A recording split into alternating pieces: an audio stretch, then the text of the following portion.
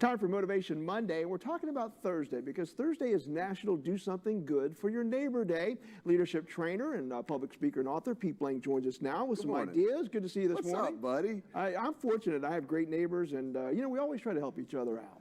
The cool thing about this idea of helping your neighbor, yeah, the official day is Thursday, but why can't we think about it like all the time? Every day, taking care of your neighbor. Yeah. First thing I wanted to bring up to you today is the whole thought of who is your neighbor. So we can go all the way back, and I know I'm not supposed to be singing, but there were some songs from Mr. Rogers about who are the people in your neighborhood and know who your neighbor is. And they don't necessarily physically have to be next door. That's what we want to talk about is, today's definition of neighbor, if you live in an assisted living facility and it's someone who happens to be on your floor, if you are in an apartment complex, it's someone who's, so the whole idea of a neighbor, they don't have to live next door. So I don't want anybody hearing this and going, well, I don't like my neighbor, so I don't want to do anything for them. Your neighbors could be, it's basically your small community, the community who's around in your circle. And just really, it doesn't have to be something big.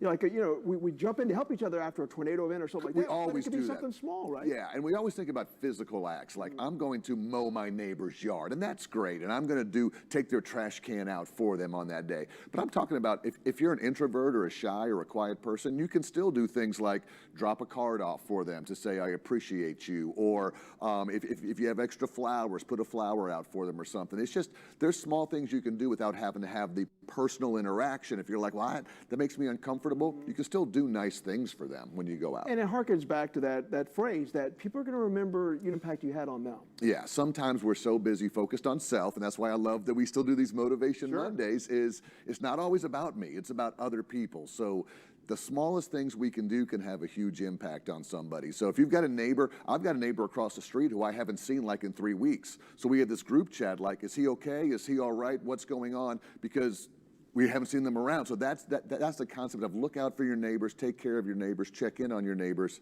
and that can be anybody in your circle. Yeah, that sense of community can be wherever you are. Wherever you are at that moment, yeah. Even if you're, like, say, if you're a Yankees fan and you're at a Rays game. That would be ridiculous. Be nice to each other, It only took a few months. Pete Blank, we do appreciate it. Thank you so much. Go Rays. We're going to head to the kitchen next.